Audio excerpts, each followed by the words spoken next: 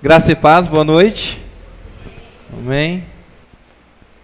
Você estava pesadão hoje, hein? Hã? Eu não sei se vai atrapalhar aí o ventilador, mas vamos tentar manter, né? Acho que dá para ouvir. Tá bem calor. Vamos manter aí ligados, né? Não pode virar para você não. É engraçado que o lugar mais fresco que tem é aqui, ó. Só gosta de ficar lá atrás mesmo, né? Muita gente bonita aqui hoje. E o Rômulo também está aqui. Deus abençoe você que está com a gente. E eu queria falar rapidamente, para a gente meditar um pouquinho hoje. E o tema não é muito gostoso de ouvir. O título já nos sugere algo muito confortável. O título seria Obediência. Amém? Está disposto a ouvir um pouquinho sobre obediência? A ver o que a palavra tem para nos revelar? A palavra de Deus é maravilhosa, amados. A palavra de Deus ela tem instrução para toda a vida, em todas as áreas da vida. A palavra de Deus é extraordinária. E sábio é aquele que tem a palavra de Deus como guia da sua vida. É lógico que nós temos uma certa dificuldade, às vezes, de compreender ou traduzir a Bíblia para os dias de hoje. Porque a Bíblia não foi escrita para nós. Os escritores, quando eles escreveram esses textos, inspirados por Deus, eles escreveram para uma época, para grupos específicos. Mas a palavra, ela fala até os dias de hoje, amém? Diz que tudo vai passar, mas a palavra do Senhor, ela permanece. O que a gente tem que fazer em relação à Bíblia, é olhar a Bíblia com atenção, trazer aplicação para o nosso contexto, para os dias de hoje. E quando a gente consegue fazer isso com paciência, com atenção, nós vamos desfrutar de um banquete maravilhoso, amém? E eu queria começar com você lá em Romanos, no capítulo 6. Romanos, capítulo 6. E compreender essa palavra significa ter acesso a tudo que ela nos proporciona, todos os direitos que a palavra nos proporciona. Ok? Então, para falar de obediência, eu queria antes fazer com que a gente entendesse, né? Ontem a Elisiane pregou sobre processos da nossa vida. E sempre estamos passando por algum processo. E quando a gente vai estudar a mente humana, quando você vai estudar o homem, quando você vai estudar a filosofia, psicologia, sociologia, quando você começa a se deparar com a mente humana, a gente vai descobrir cada vez mais que a palavra de Deus ela é verdadeira. A Bíblia fala que do coração do homem procede os males, amém? Já ouviu esse texto? Do coração do homem procede os males. Se nós ficarmos entregues ao nosso coração, corremos risco. E eu disse já outras vezes aqui, que nós temos crianças aqui, que sempre estão com a gente, brincando, correndo. A gente nunca ensina, um pai, pelo menos um bom pai, uma boa mãe, nunca ensina uma criança a desobedecer. A nossa tarefa, o nosso desafio é sempre ensinar as crianças a serem obedientes. É ou não é verdade? Obedecer às leis da casa, obedecer às leis da escola, obedecer às leis da vida e até mesmo às leis da natureza. Tem uma lei muito importante que as crianças tentam me desafiar, que é a lei da física. Então elas tendem a subir em lugares altos achando que elas são de borracha, vai cair, vai quicar, né? Então até essas leis a gente precisa ensinar nossas crianças a obedecer. Mas quando nós nascemos, a criança, né, quando criança, a gente não tem noção de nada em relação a essas leis, a lei da física, a lei, né, e parece que criança ela gosta de, é igual o brasileiro, ela gosta de quebrar regras. Se você falar para ela não, né, a Alicia, por muito tempo a gente trabalhou aquele negócio da psicologia reversa, né? Quando a gente queria que ela fizesse alguma coisa, a gente falava, não faça isso. E aí era o que ela ia fazer, né? Então depois a gente entendeu que isso poderia gerar uma confusão na mente dela. Quando a gente nasce, quando todos nós nascemos, todos nascemos aqui, amém? Ninguém é filho de incubadeira aqui, né? Todos nascemos. E eu vou te dizer umas palavras que não são importantes, não vai mudar nada na sua vida, mas é interessante, só para a gente introduzir essa palavra. Existe uma palavra que chama anomia. Fala assim, anomia. Anomia vem exatamente é a ideia de ausência de lei. É a definição do dicionário. Falta de regras, sem identidade. Quando nascemos, nós nascemos com esse conceito no nosso coração, nossa mente, de anomia. Nós não temos ideia nenhuma de regra, de tempo, de limites, né? A criança, ela é guiada pelos seus próprios desejos, pela sua própria vontade. Ela quer alguma coisa, ela chora, ela pede. Ela não tem noção de regras, ela não respeita o sono do pai, da mãe, né? Não respeita o tempo de trabalho, não respeita o ambiente, né? Às vezes a mãe, ela vai, aí está lá, ela começa a chorar desesperadamente, a mãe tem que dar mamar, e tem que se desdobrar, né? No jeito para colocar a criança na melhor posição para poder dar mamar. Então, é um processo de anomia, de não tem nada de conhecimento de regras e de leis. A partir do momento que a criança, o ser humano vai desenvolvendo, ele chega a um tempo de uma outra palavra chama antinomia. Fala assim, antinomia. Antinomia está relacionado a algum pensamento que é contrário a todo tipo de regra, contradiz todo o princípio. E geralmente a gente vai viver essa fase no período da adolescência, né? Parece que a gente tem o prazer de quebrar regras. A gente se sente poderoso quando faz um negócio assim, né? Na escola, quando fala que é proibido, tem aquele negócio só para dizer lá, eu faço, tá vendo? Mas é uma sensação gostosa, parece que você tem o domínio sobre alguma coisa. Então, a definição é antinomia. Aí a gente vai aprendendo, vai descobrindo que algumas coisas, né, tudo que a gente faz tem consequência, e a gente vai mudando então o nosso comportamento. E aí nós alcançamos na idade adulta algo que você já conhece, chama autonomia. Todos conhecem, sabem, né? Autonomia. O que é autonomia? A definição é capacidade de governar-se pelos próprios meios. Então nós, na vida adulta, chegamos à idade que nós temos a autonomia. Agora eu sou de maior, eu posso fazer o que eu quiser, ir onde eu quiser, porque eu sou dono de mim mesmo. Amém?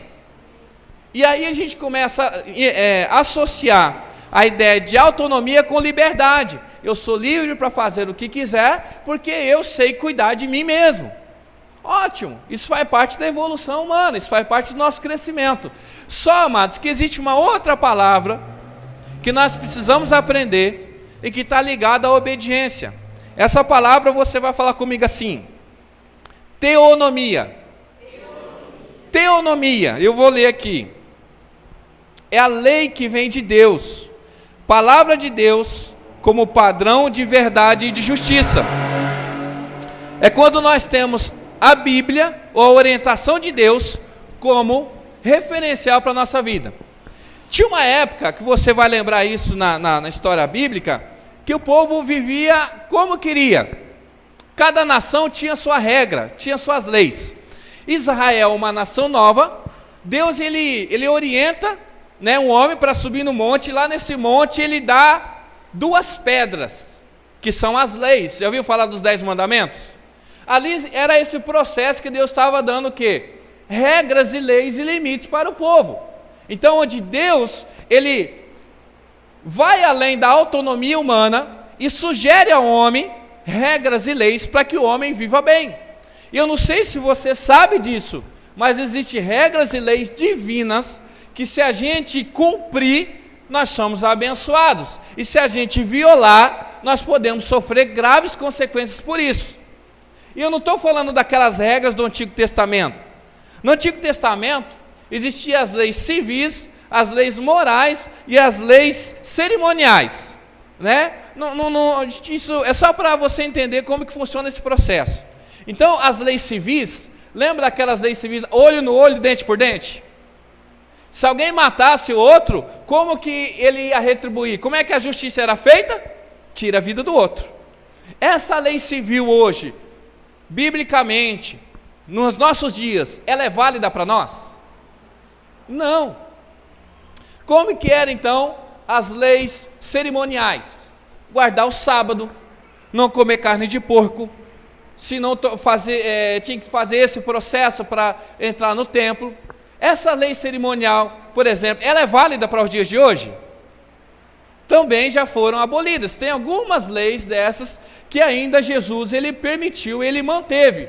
E também existe a lei moral. Quase todas as leis morais, elas permanecem. Por exemplo, adultério, outras coisas, né? As consequências disso mudaram, mas aquilo que viola a moral ainda permanece nos dias de hoje. Mas a gente não está falando do Antigo Testamento, a gente vai ler o Antigo Testamento, mas eu queria que você entendesse que até os dias de hoje existem padrões, limites estabelecidos pela palavra, que quando a gente obedece, nós somos abençoados. Amém?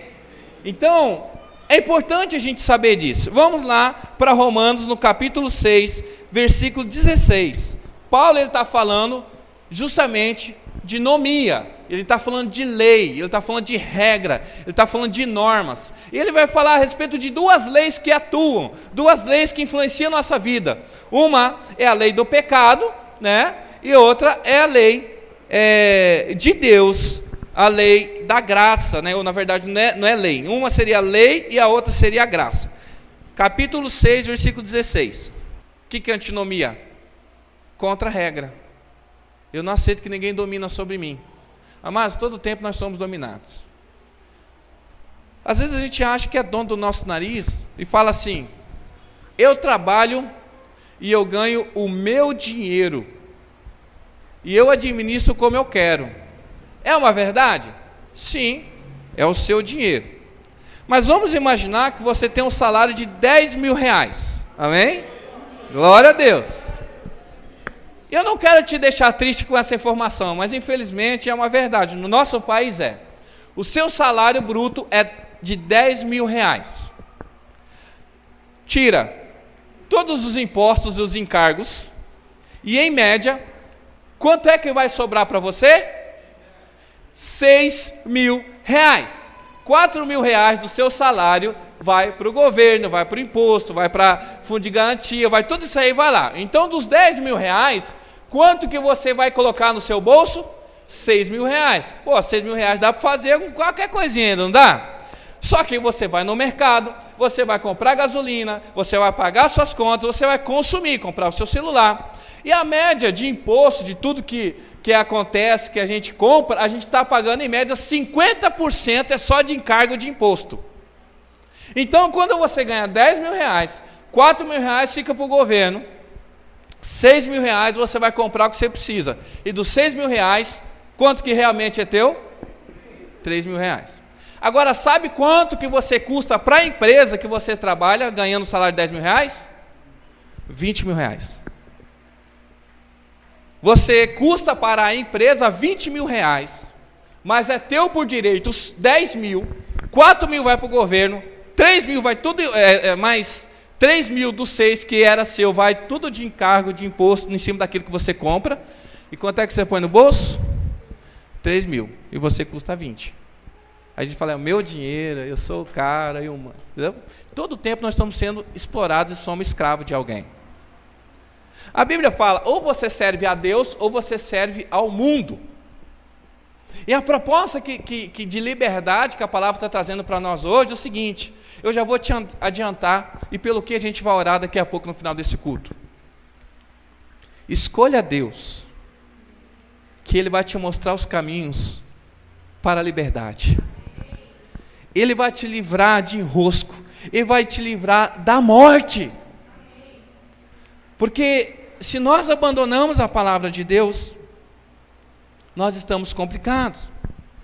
E se você continuar lendo aqui, versículo 19, falo isso em termos humanos, por causa das suas limitações humanas.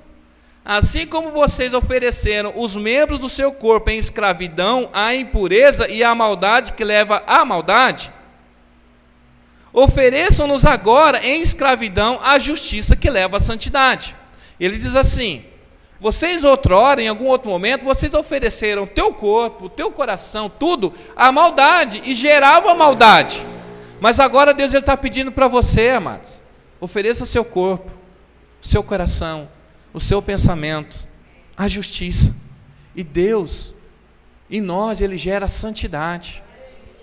E diz assim ainda no 20: quando vocês eram escravos do pecado, estavam livres da justiça. Amado, quando a gente era escravo, quando éramos escravos do pecado, nós não precisávamos passar por um tribunal. Todos passaremos por um tribunal um dia. Mas se somos escravos do pecado, a nossa sentença já está dada. E ele continua dizendo, 21: que fruto colheram então das coisas das quais agora vocês se envergonham? O fim delas é a morte. Mas agora que vocês foram libertados do pecado e se tornaram escravos de Deus, o fruto que colhem leva à santidade, e o seu fim é a vida eterna. Pois o salário do pecado é a morte, mas o dom gratuito de Deus é a vida eterna em Cristo Jesus, nosso Senhor. Gente, é maravilhoso essa palavra. Enquanto a gente oferece a nossa vida ao pecado, o nosso futuro e o resultado disso é morte. Por mais que você viva uma vida abastada de prazer nesse corpo físico, amado, a eternidade é maior do que 30, 40, 50, 70 anos, amém? Não dá para medir. Então, importa que nós venhamos como o Natalino ele apresentou aqui na abertura do culto, os nossos corpos como sacrifício vivo, como culto racional ao Senhor hoje, em obediência, porque amanhã o Senhor vai derramar bênçãos e bênçãos sobre a nossa vida, sobre o nosso coração. O resultado disso será vida, e mais importante ainda, vida eterna, amém? Agora eu vou contar uma história que eu queria que você fosse comigo em Jeremias, no capítulo 35. Jeremias não é aquele da música, mas Jeremias ele vai contar aqui uma história de um povo. Não sei se você já ouviu falar dos Recabitas. Recabitas, olha só o nome para o seu filho aí, Recabita.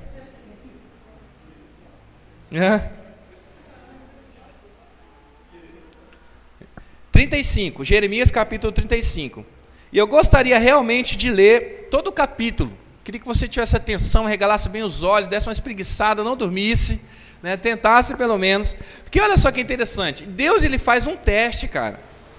Deus ele vai fazer um teste com o povo dele. Olha que interessante. Eu vou ler e você me acompanha, amém? Versículo 1. Durante o reinado de Jeoaquim, filho de Josias, rei de Judá, o Senhor dirigiu esta palavra a Jeremias: vá à comunidade dos Recabitas, convide-os a virem a uma sala do templo do Senhor e ofereça-lhes vinho para beber. Então busquei Jazanias, filho de Jeremias, filho de Abazinias, seus irmãos e todos os seus filhos e toda a comunidade dos Recabitas. Eu os levei ao templo do Senhor, à sala dos filhos de Anã, filho de Gigdalias, homem de Deus. A sala ficava ao lado da sala dos líderes e debaixo da sala de Maazéias, filho de Salum, o porteiro. Então coloquei vasilhas cheias de vinho e alguns copos diante dos membros da comunidade dos Recabitas e pedi que bebessem. Eles, porém, disseram: não bebemos vinho, porque o nosso antepassado Jonadab, filho de Recabe, nos deu esta ordem: nem vocês, nem os seus descendentes beberão vinho. Vocês não construirão casas, nem semearão, não plantarão vinhas, nem as possuirão, mas vocês sempre habitarão em tendas. Assim, vocês viverão por muito tempo na terra na qual são nômades.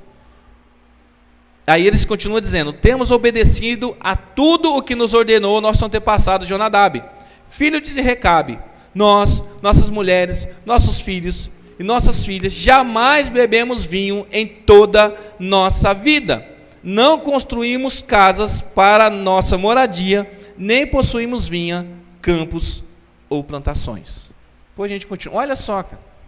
Deus ele faz um teste, chama uma galera lá que a gente não sabia, nem sabia que existia no meio do povo de Deus. E olha só, Deus sabendo, conhecendo o coração desse povo, ele chama, prepara aquela mesa, aquele vinho, né, gostoso, e fala assim, ó, sirvam-se. E aqui eu não estou falando contra a bebida alcoólica e tal, porque naquele contexto era algo comum, algo normal, era uma bebida normal. Não tinha nenhum problema em relação ao vinho. Então não era algo assim, olha, nós somos santos porque nós não bebemos, a gente não bebe nada, então só bebe aqui zero, né? Só sangue de boi zero, né? Chapinha zero, zero álcool. Não é isso que ele está falando, que era algo proibido. Eles, dentro da casa, dentro do templo mesmo, ali em alguns dos recintos do templo, armaram essa mesa e chamaram esse povo. E eles falaram assim, nós não bebemos vinho, porque nós obedecemos ao que nos disse o nosso antepassado Jonadab, há mais de 200 anos desse período aqui. O que o Senhor está falando aqui? Por que Deus ele usa esse exemplo desse povo para ensinar Israel nessa época? Só para a gente entender, Jonadab foi um homem que ele participou com Jeú de um massacre. Ele foi lá na casa de Acabe e matou todos os ídolos, na verdade ele quebrou todos os ídolos junto com Jeú e matou todos os idólatras naquela época. E eles falaram assim, ó, junta todo mundo dentro da igreja, dentro do templo, que nós vamos fazer uma cerimônia lá. Foi todos os caras lá, o que cultuavam outros deuses, e lá dentro o pau torou. Pegou todo mundo, matou geral. E ali exterminou do meio do povo de Deus a idolatria. Então Jonadab foi considerado alguém que ajudou a tirar a idolatria do meio do povo de Deus. E alguém muito respeitado. E esse Jonadab falou, ó, a partir de hoje, ninguém bebe, ninguém vai possuir terra, e vocês vão viver em tendas, peregrinos pelo mundo, de toda a sua descendência. E por que será que isso é importante? Deus tinha pedido isso para eles fazerem? Não, Deus não colocou isso para eles, mas um homem falou para eles. E olha só o versículo 13 e até o versículo 16, o que o Senhor, ele traz como ensinamento usando o exemplo desses homens. Assim diz o Senhor dos Exércitos, Deus de Israel: vá dizer aos homens de Judá e os habitantes de Jerusalém, segura a bucha aí, irmão, será que vocês não vão aprender a lição e obedecer as minhas palavras? Pergunta o Senhor. Jonadab, filho de Recabe, ordenou a seus filhos que não bebessem vinho, e essa ordem tem sido obedecida até hoje. Eles não bebem vinho porque obedecem à ordem do seu antepassado. Mas eu tenho falado a vocês repetidas vezes, e contudo vocês não me obedecem. Gente, é sério.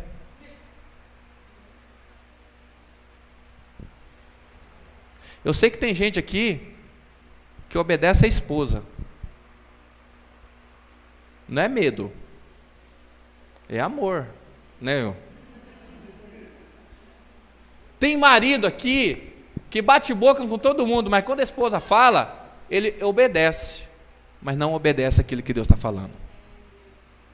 Tem gente aqui, amado, que diante do patrão, diante da sociedade, ele obedece, não ultrapassa sinal vermelho, regras que o homem estabeleceu. Ele paga os impostos direitinho, regras que o homem estabeleceu. Mas quando Deus fala a respeito da sua palavra, ele desobedece. Olha que bucha aqui que Deus está falando. Olha que povo lindo. Obedece o que seu antepassado disse.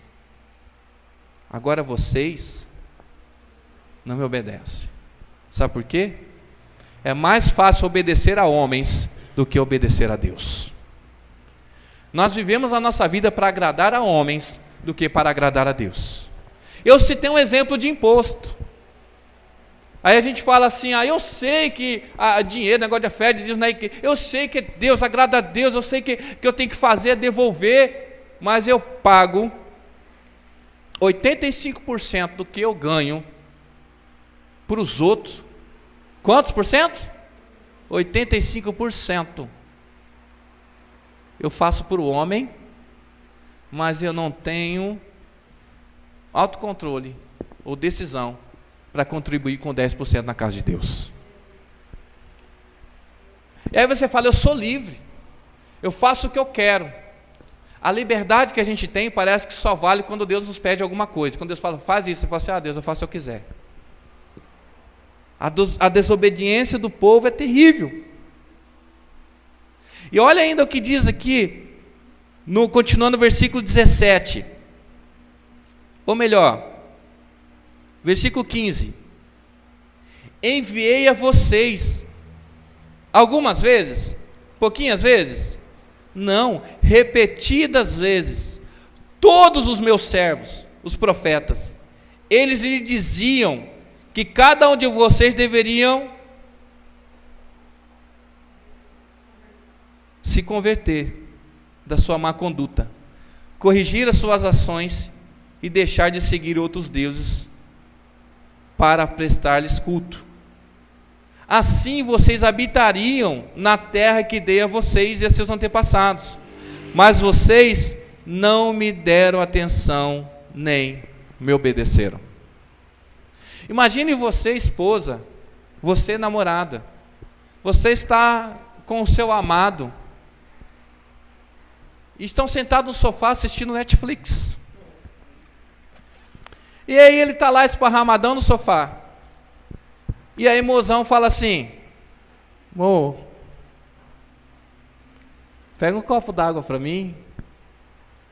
Aí ele fala, meu bem, cansadão aí, trabalhei o dia inteiro, faz essa aí. Aí ela vai, levanta, pega o copo d'água e traz para ele. Aí toca o telefone. E aí, irmã?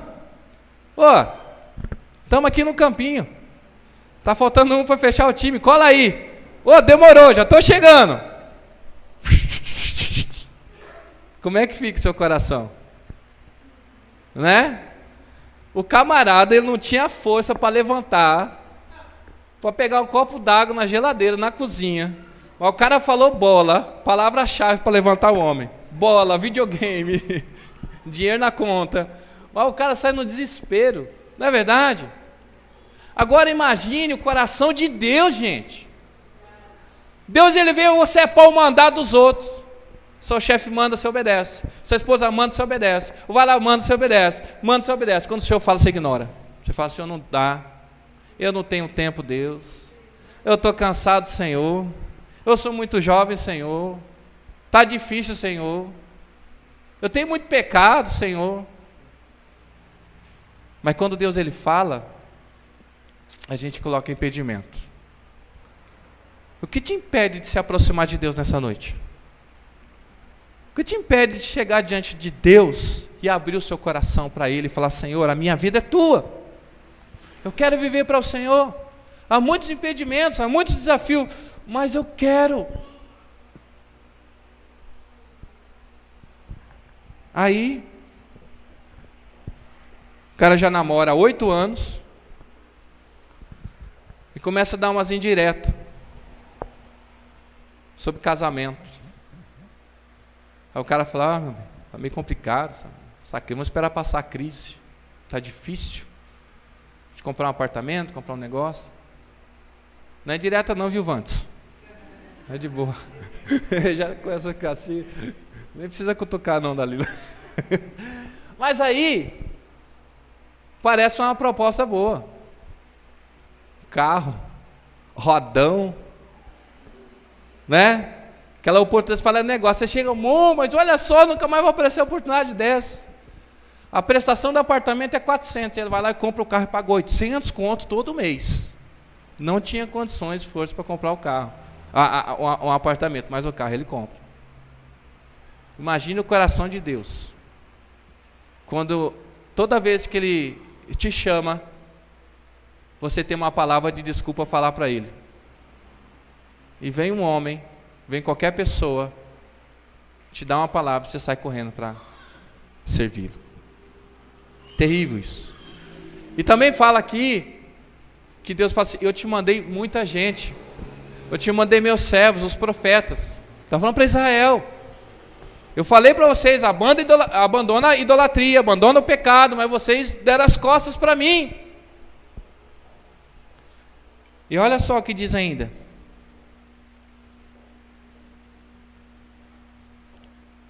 Versículo 16. Os descendentes de Jonadab, filho de Recabe, cumprem a ordem que o seu antepassado lhes deu, mas este povo não me obedece. Irmão, olha só o que diz e qual é a consequência, nesse caso, para aqueles que desobedecem a Deus. Diz assim: portanto, assim diz o Senhor dos Exércitos, Deus de Israel: trarei sobre Judá e sobre todos os habitantes de Jerusalém toda a desgraça da qual os adverti, porque falei a eles, mas não me ouviram, chamei-os, mas não responderam.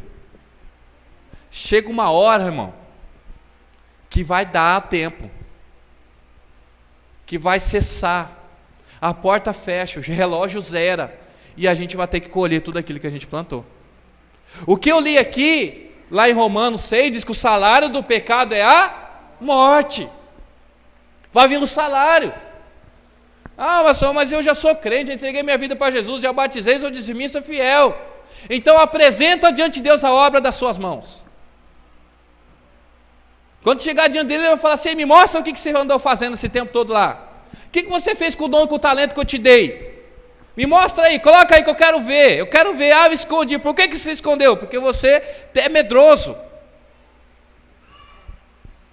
Deus, Ele está nos dá todas as condições para a gente ser um bom marido, uma boa esposa, um bom funcionário, um bom patrão, para a gente governar a nossa vida. Ele nos deu autonomia, Ele nos deu livre-arbítrio para a gente escolher o governo dele sobre a nossa vida, mas a gente continua insistindo em caminhar segundo a nossa própria vontade. A gente não quer ceder porque a gente é orgulhoso, a gente não quer ceder aquilo que Deus tem falado para nós, e a consequência da desobediência, amado, é escravidão e morte.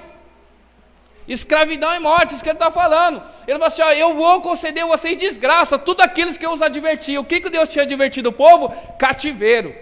Se vocês não abandonar o pecado, se vocês não abandonar a idolatria, vai vir um povo e ele vai dominar sobre vocês, e vocês vão ser prisioneiros 70 anos. Essa era a palavra que Deus tinha para o povo. E no final disso, a geração toda vai morrer. Então, ficou quanto? Qual foi a consequência? Eu entendo: escravidão e morte. Agora, olha só, para a gente encerrar. Versículo 18. Olha só o que Deus fala para os recabitas.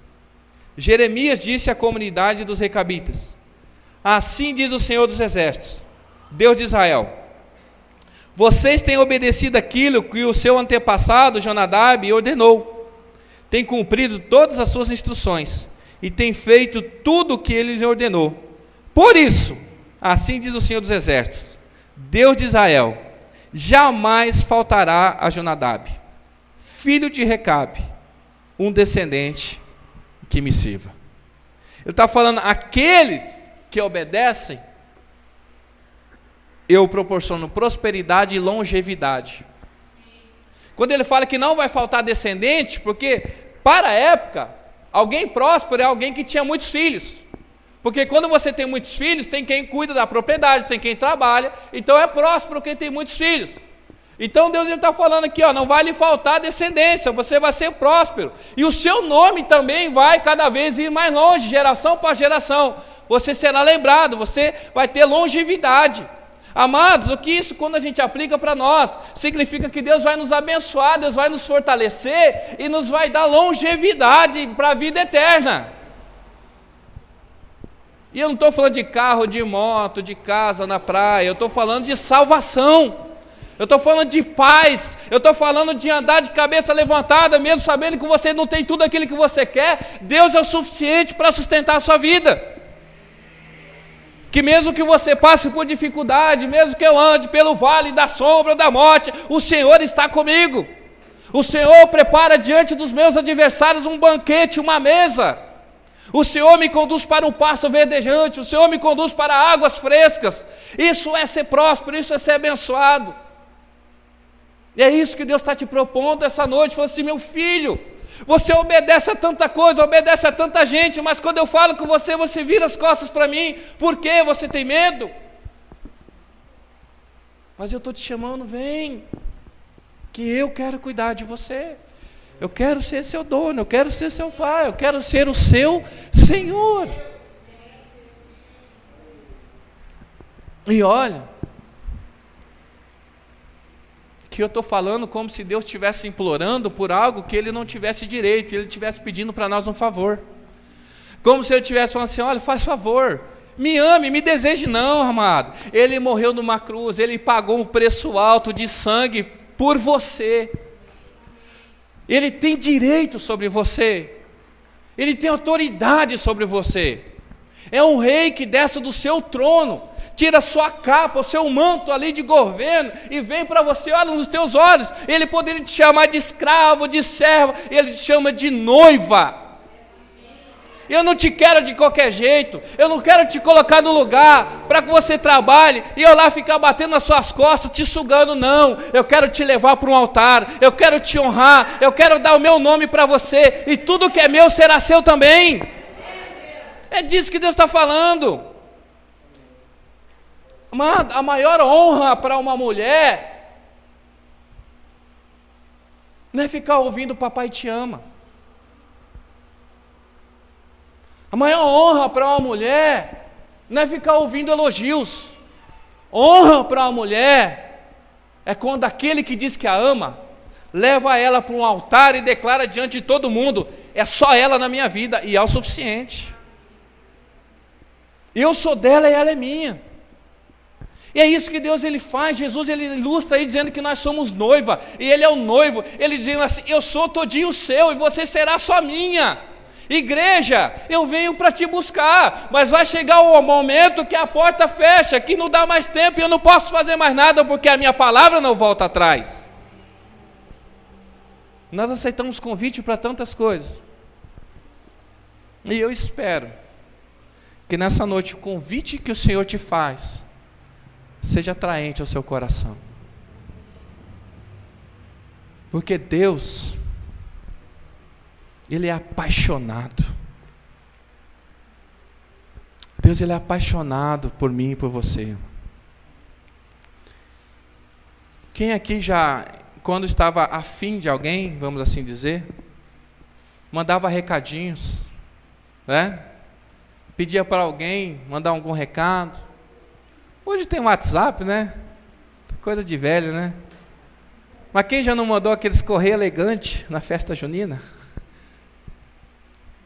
Sabe como é que Deus manda recado? Ele fala assim: vai lá, servo meu, fala para eles que eu ainda amo, mesmo que eles viraram as costas para mim, mesmo que eles me ignoraram, mesmo que eles estão dando ouvido a tantas outras coisas, mas eu ainda sou apaixonado por eles. Lá em Efésios vai dizer assim,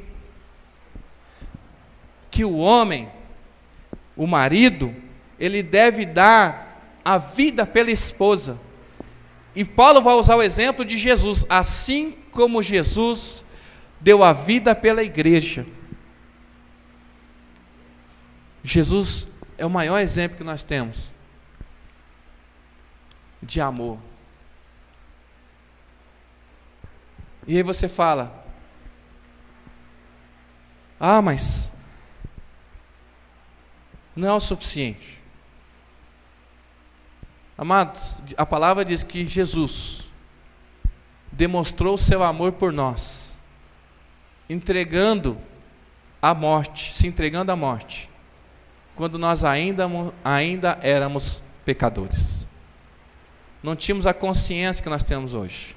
O Senhor se entregou por nós quando a gente andava na anomia, que a gente não tinha noção nenhuma de lei, de regra. A gente vivia segundo o desejo do nosso coração. O Senhor entregou a vida dele por nós quando a gente começou a rejeitar todo tipo de regra. Eu até quero Deus, mas eu não quero ir para a igreja. Eu quero dar beijo na boca, mas eu não quero conhecer seu pai. Eu quero ir para a cama com você, mas não quero andar de mão dada na rua. É isso que a gente fala para Deus. E aí nós chegamos ao estágio de autonomia. Eu tenho poder sobre as minhas decisões. Sabe o que significa? Que você hoje pode escolher entregar a tua vida e falar assim: Senhor, toma conta de mim. Aí começa o governo de Deus sobre você, a teonomia. As leis de Deus, as bênçãos de Deus, as promessas de Deus começam a ser válidas para mim e para você, porque nós vivemos debaixo do seu governo. Porque eu vivo como filho, eu tenho direito de filho, eu tenho herança, eu tenho descendência, eu tenho tudo isso.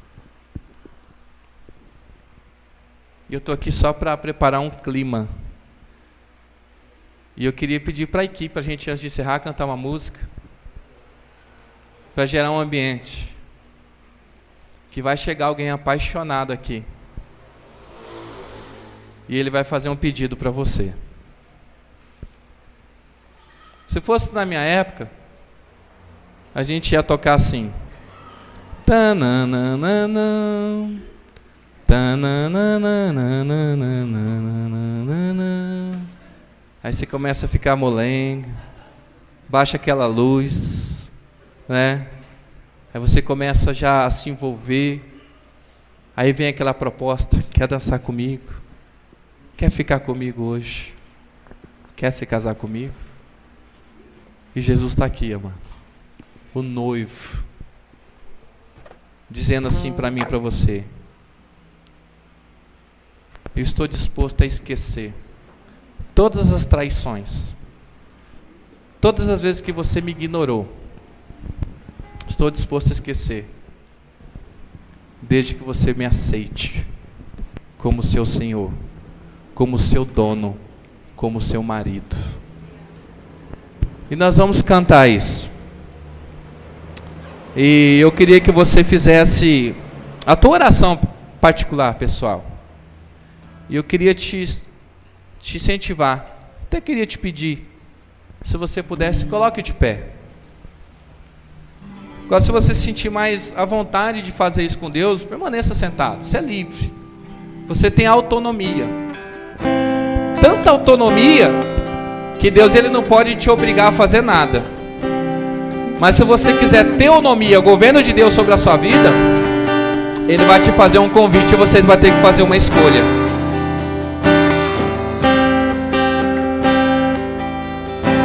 Senhor, prepara o nosso coração. Que o Teu Espírito Santo, Senhor, envolva a vida de cada um aqui nessa noite.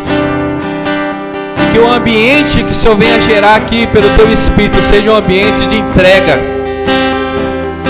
desejo de arrependimento, de reconhecer o Senhor, porque estamos diante de um Deus santo, maravilhoso e poderoso.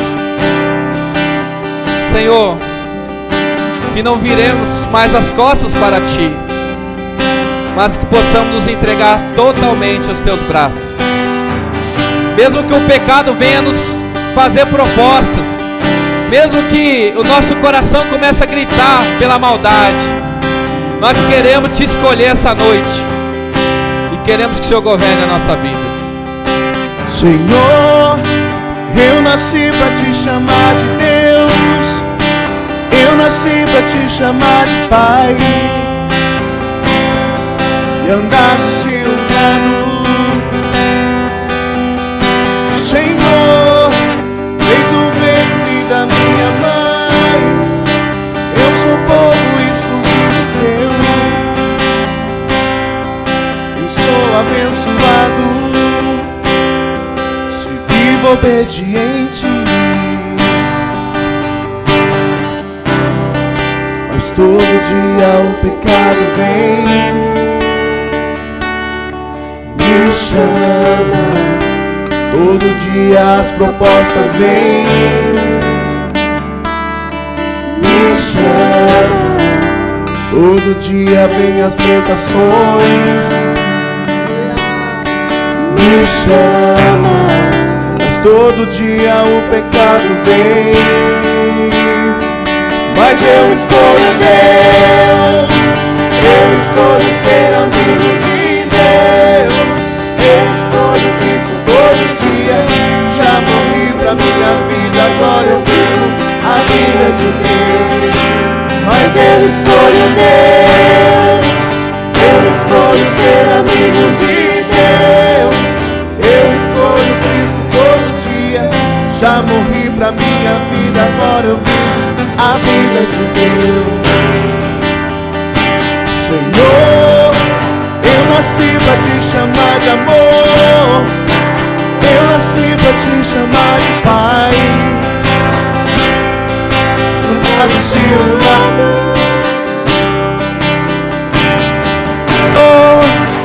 do ventre da minha mãe, eu sou povo excluído,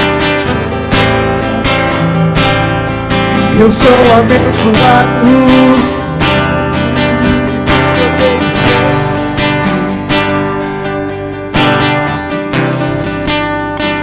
Tira o pecado, vem,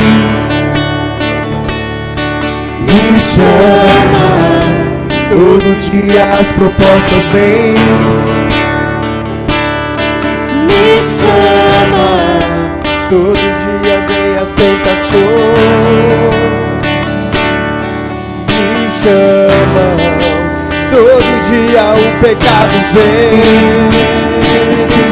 mas eu escolho Deus, eu escolho ser amigo de Deus, eu escolho Cristo todo dia. Já morri pra minha vida, agora eu vivo a vida de Deus.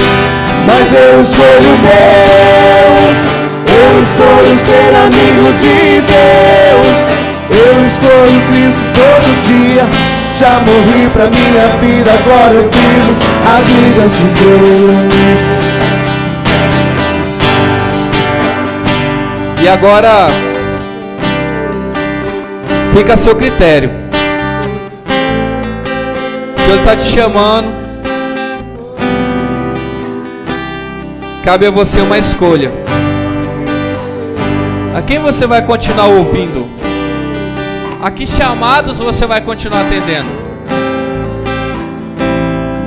Deus, Ele tem um propósito para as nossas vidas. E Ele diz na sua palavra que Ele te formou no ventre da sua mãe. Ele te deu um nome. Tem muitas pessoas que acham assim, mas a gravidez da minha mãe da minha gravidez não foi planejada.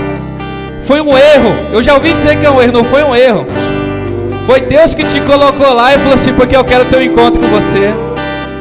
Eu quero ser íntimo. Aí você fala assim, mas me abandonaram. Mas pode ter te abandonado, mas você nunca esteve sozinho. Porque o Senhor também disse, mesmo que uma mãe que amamenta abandonar o seu filho, eu não abandonarei. Talvez você se sentiu como aquela criança, Ismael, filho de Agar.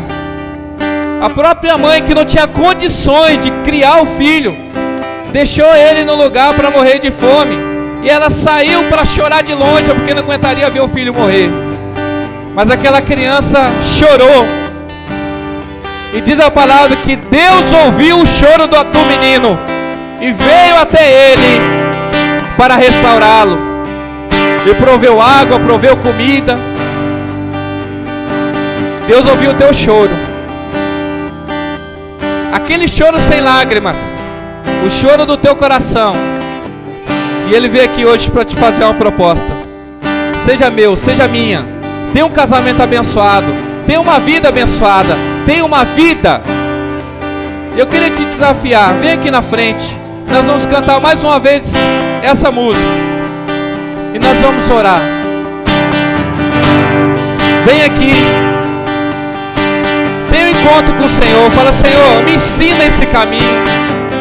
Senhor, me conduz por esse caminho. Eu quero viver essa vida diante do Senhor. Vem diante do altar do Senhor e fala, Senhor, eu quero aprender como é que é ser teu filho. Eu não sei. Eu quero aprender a caminhar com o Senhor. Eu quero saber o que é ser salvo. Eu quero saber o que é ser herdeiro. Fala com o Senhor. Eu escolho Deus, eu escolho ser amigo de Deus, eu escolho Cristo todo dia. Já morri na minha vida, agora eu vivo a vida de Deus. Mas eu escolho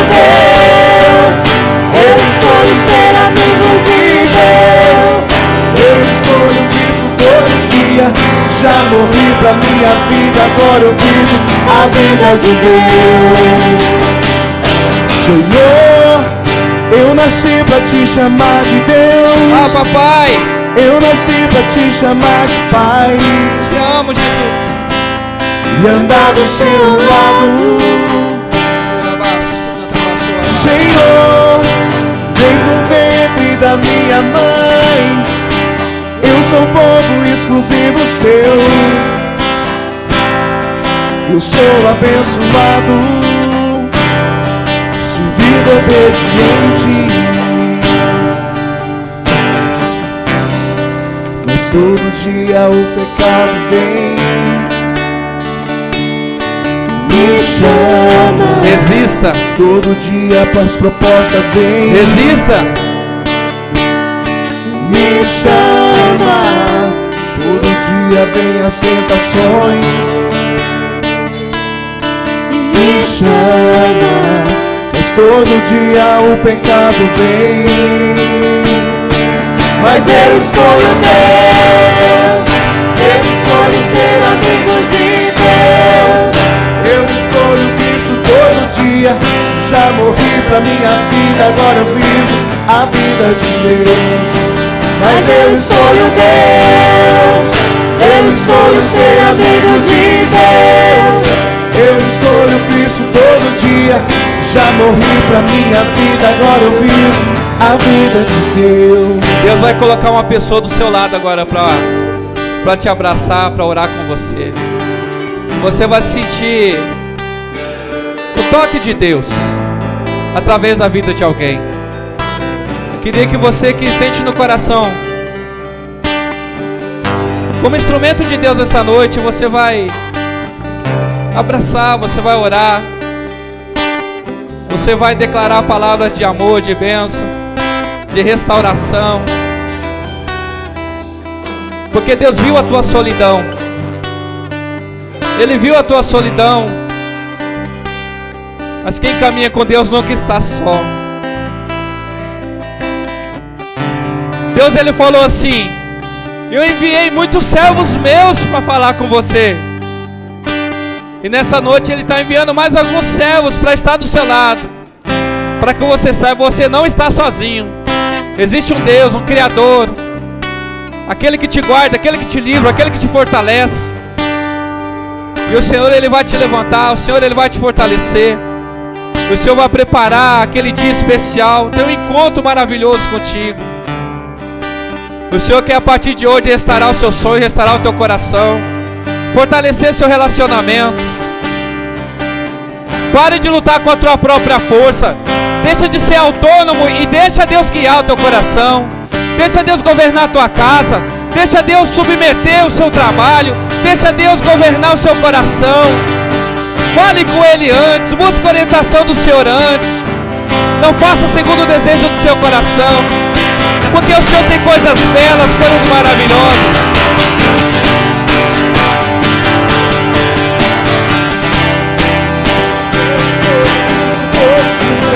Já morri pra minha vida, agora eu vivo a vida de Deus. Mas eu escolho Deus. Eu escolho ser amigo de Deus. Eu escolho Cristo todo dia. Já todo morri dia. pra minha vida, agora eu vivo a vida de Todo Deus. dia nós escolhemos, Senhor.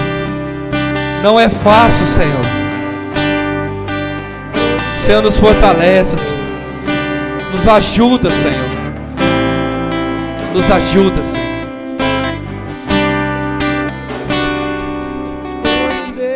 Aleluia. Aleluia. Obrigado, Jesus.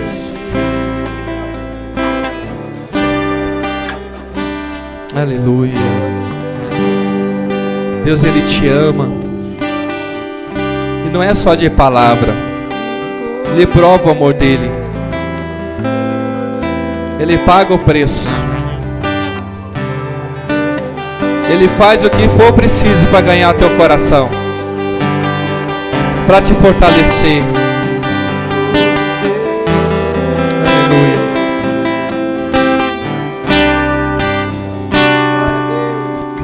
Você que é filho, que tem andado longe da casa do Pai,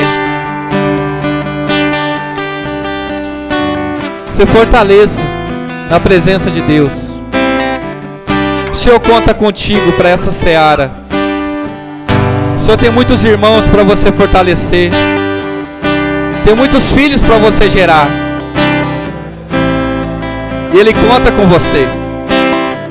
Se levanta, se coloca de pé,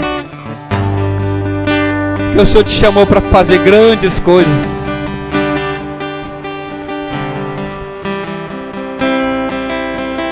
Aleluia. E eu queria pedir para vocês, se vocês quisessem colocar de pé. Não acenda a luz ainda não, para não dar aquele choque, mas fica aqui na frente só para falar alguma coisa que Deus colocou no meu coração. Sabe, é muito bonito a gente chegar e falar assim: olha, Deus vai mudar a sua vida. Entenda essa palavra. É como que se Deus ele fizesse um convite para você: você quer casar comigo? Você quer ser meu? E eu entendo que você veio aqui ou para renovar, ou para dizer assim: não sei, eu quero. Eu não vou te enganar, dizer assim: ó, você vai sair daqui, agora vai dar tudo certo na sua vida. Nossa oração é que seja assim. Mas a palavra diz assim, que o noivo, ele ainda virá, amém? E a tradição judaica, João Batista, ele fez isso. Tinha uma tradição assim, que quando o noivo anunciava o casamento, ele escolhia alguém, o melhor amigo dele, e dizia assim: cuide da minha noiva, prepara ela, porque eu vou preparar a morada, e eu vou voltar. E quando eu voltar, eu quero ela linda, adornada, cheirosa, arrumada. Então, meus amados, entenda o seguinte: agora começam os preparativos para o casamento, amém? Agora Deus ele vai levar você para um salão de beleza. Agora Ele vai começar a te limpar, te lavar, tirar tudo aquela dor no coração, todo aquele ódio, toda aquela tristeza. Pode ser que demora tempo. Porque tem pessoas, amado, que tem um cabelo liso, bateu a escova, ela escorrega. Tem gente que já tem o cabelo mais enroladinho, precisa de passar um creme, precisa de uma chapinha, precisa de um tratamento maior, né, irmão? Precisa de uma babosa aí, um negócio assim, para dar aquele trato. Então, às vezes, o processo de uma pessoa é diferente do outro. E Deus, Ele estabeleceu a igreja dele como um lugar para que as pessoas elas sejam trabalhadas. E que juntas elas possam crescer e se tornar a noiva do Cordeiro. E diz a palavra que Ele vem buscar uma noiva santa, pura. E é por isso que nós estamos aqui, nós também estamos esperando Ele. Sabe? Eu ainda tenho algumas coisas para resolver na minha vida que eu estou correndo, porque no dia do casamento tem que estar tudo pronto. Quem casou, quem está em processo de casamento sabe como é que é, o vestido, a madrinha, a criança, que aquele menino vai atravessar aquele negócio, vai trazer a plaquinha, vai sair correndo. Então a gente tem tanta preocupação para resolver, então tem coisas que a gente está preocupado, mas a gente está focado no nosso casamento. Então não invista em outra coisa, invista naquilo que o Senhor tem chamado. O Senhor vai restaurar dia a dia. E vai chegar aquele momento que a trombeta vai tocar e todos juntos vamos ser recebidos na glória pelo nosso Salvador.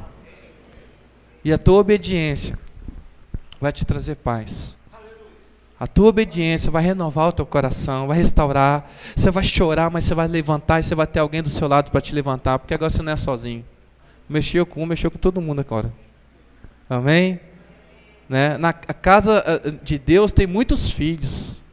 Então, você pode olhar para a carinha de cada um aqui. Ó. Quanto mais feio, melhor. Que assusta. Ninguém chega perto. Né? Olha assim, se tá cara feia. Né? Mas conte conosco na caminhada. Tá bom, meninas? Né? Meninas lindas, rapazes simpáticos. Conte conosco mesmo nessa jornada, nessa caminhada. Tá bom? Deus abençoe. Sabe? Vamos construir uma nova história juntos com o Senhor, tá? Que a tua oração tenha sido sincera, verdadeira, e o Senhor recebeu com muita alegria e já está preparando uma festa maravilhosa para a gente, amém? Amém? E eu queria que a gente voltasse para o nosso lugar e a gente para orar, para encerrar. Eu sei que eu passei alguns minutinhos, mas é lindo, é maravilhoso, amém? Você está feliz? Deus, Ele é maravilhoso. Nós vamos orar agora, para que tudo aquilo que a gente apresentou diante de Deus permaneça. E não caminhe sozinho. Nós somos uma família, amém? A Bíblia fala, ou vou até dizer, é possível alguém viver só? É possível. Mas a Bíblia fala que não é bom. Não é bom que o homem viva só. É possível, mas não é bom. E tem gente que vive acompanhado, mas está com o coração solitário. E esse Espírito Santo, ele vai restaurar. Amém? Pode acender a luz, a gente vai orar para encerrar. Que com a luz apagada eu não vejo o Getúlio, aí eu fico preocupado. Cadê o Getúlio? Ué, cadê o Getúlio? Ele foi acender a luz. Amém, seus lindos? Deus abençoe. Nós amamos muito vocês. E provavelmente a gente vai te decepcionar muitas vezes. Mas família é desse jeito. Não adianta brigar com o irmão, não é verdade?